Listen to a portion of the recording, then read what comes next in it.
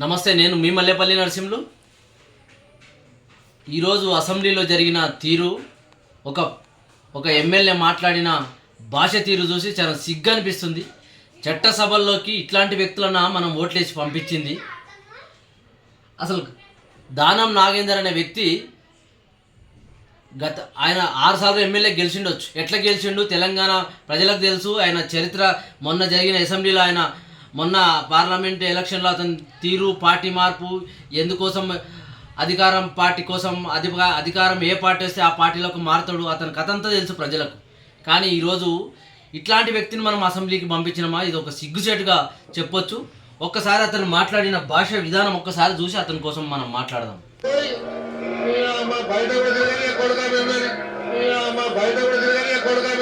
చూడండి, నీ అమ్మ నేను బయట కూడా తిరగని నా కొడుక నీ అమ్మ అంటే స్పీకర్ ఏం చేయలే, సడన్లీగా అయినా రాంగు అసభ్యకరమైన పదాలు వాడుతున్నాడు అని చెప్పేసి స్పీకర్ మైక్ కట్ చేయాలి.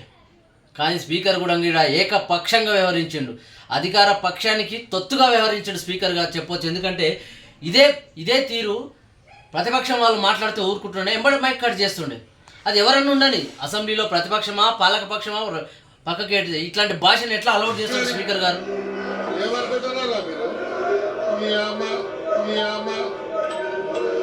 ఏంది నీ అమ్మ ఏం భాష ఇది?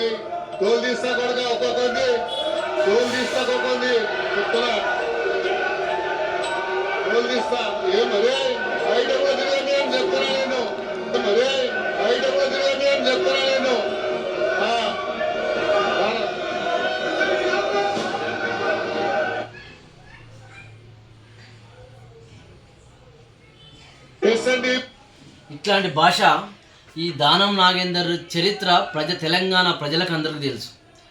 ఇతను ఒక గుండా రౌడీ చెప్పొచ్చు. ఎందుకంటే నువ్వు నిండు అసెంబ్లీ సభలో లైవ్లో ఉన్న ఎమ్మెల్యేలను, మాజీ మంత్రులను నువ్వు పోడియం దగ్గరికి వచ్చిర్రా, వాళ్ళు ఏం చేసిర్రా అది మనకు అక్కడ కనిపించలేదు. కానీ నువ్వు ప్రతిపక్ష నాయకులను, ఒక ఎమ్మెల్యేలను పట్టుకొని నువ్వు నిండు సభలో లైవ్లో తిడుతున్నావు అంటే సామాన్య ఓటర్లు నీకు లెక్క కాదు. వాళ్ళని ఎన్ని బూతులు తిడతావో తెలియదు, ఎన్ని బండ బూతులు తిడతావో తెలియదు ప్రజలకు. నువ్వు లైవ్లో అట్లాంటి బండబూతులు తిట్టినావు ఎమ్మెల్యేలను, నీ తోటి ఎమ్మెల్యేలను పట్టుకొని అంటే నువ్వెంత రౌడీ అన్న పదాన్ని ఈరోజు నిండు అసెంబ్లీ డిసైడ్ చేసింది. స్పీకర్ గారు కూడా ఇక్కడ ఏం చేయాలి, ఆయన పాత్ర ఎందుకు పోషించలేదు? అరే నిన్న ఎమ్మెల్యేలు, మహిళా ఎమ్మెల్యేలకు 4 గంటలు 5 గంటలు నిలబడితే వాళ్ళకు మైకేండి పరిస్థితి.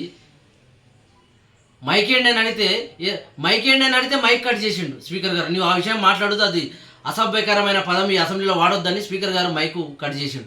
మరి ఇంత అసభ్యకరమైన పదాలు వాడుతుంటే దానం నాగేందరు మరి స్పీకర్ గారికి ఎందుకు చేయబోలేదు మైక్ కాడికి కట్ చేయడానికి?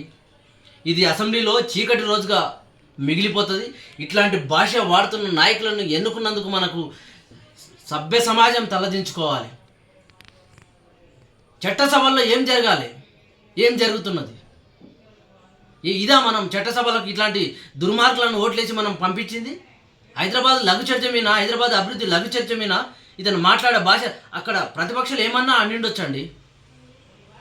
ఓపిక సహనం, నువ్వు అధికార పక్షంలో నువ్వు ఏ పార్టీ నుంచి గెలిచి ఏ పార్టీలోకి పోయినావు, నువ్వు నీ చరిత్ర తెలియదా ప్రజలకు?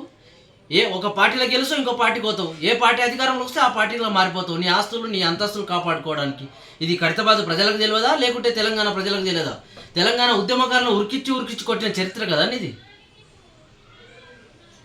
సిగ్గుచేటు ఇట్లా నిన్ను ఎమ్మెల్యేలను, ఖైరతాబాద్ ఎమ్మెల్యేలు నిన్ను ఓటేసి గెలిపించినందుకు ప్రజలు సిగ్గుపడాలా, బాధపడాలా తెలియక ఇది తెలంగాణ అసెంబ్లీలో ఇట్లాంటి పదాజాలం యూజ్ చేసినందుకు సిగ్గుచేటుగా నేను ఎంబడే స్పీకర్ గారు రేపు తక్షణం అతని ఎమ్మెల్యే దానికి అసలు కొట్టిపాడేయాలి. ఇట్లాంటి వాళ్ళు ఎమ్మెల్యేలుగా అసెంబ్లీలో కాలు పెట్టడానికి ఏమాత్రం ఛాన్స్ లేదు. స్పీకర్ గారే తక్షణమే నిర్ణయం తీసుకొని ఇట్లాంటి వాళ్ళని ఎంబడే బర్తరఫ్ చేయాలని చెప్పేసి విజ్ఞప్తి చేస్తూ నేను మీ మల్లేపల్లి నరసింహులు. నమస్తే.